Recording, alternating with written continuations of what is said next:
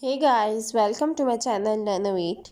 Today the topic of our discussion is the venous drainage of the face, and we will gonna discuss the main venous drainage of the face and how the Hershey begins from the facial veins, superficial temporal vein, maxillary vein, and then it ends into the internal jugular and the external jugular vein. So I have made this chart for you. It become easy for us to understand through this diagram, and this flowchart will make us understand easier and better. So starting from the facial veins, that are the major veins that drain the face, including the scalp, eyebrows, cheeks, nose, lips, chin, submandibular region, or other facial bones and the facial muscles present there are drained from the facial veins. So the facial vein ultimately join the anterior division that is coming from the retromandibular vein.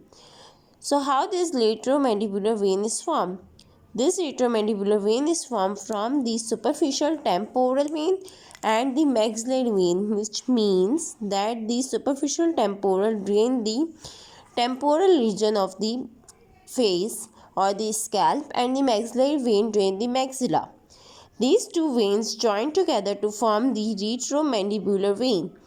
So the retromandibular vein is a big vein, so it divides into the anterior division and the posterior division.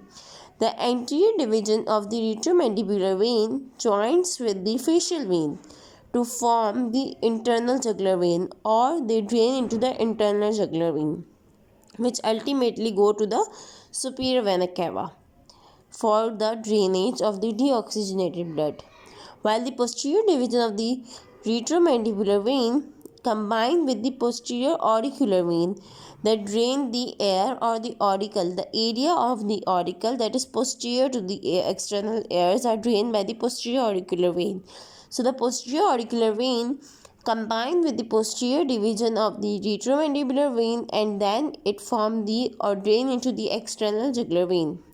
So from this, Hershey, you can explain easily that the retromandibular vein formed from the superficial temporal and the maxillary. Then it go to a division of the anterior division and the posterior division. The anterior combined with the facial to form the internal jugular, and the posterior combined with the posterior auricular to form the external jugular vein. I hope you will be explained well. For the next video, stay tuned. Thank you.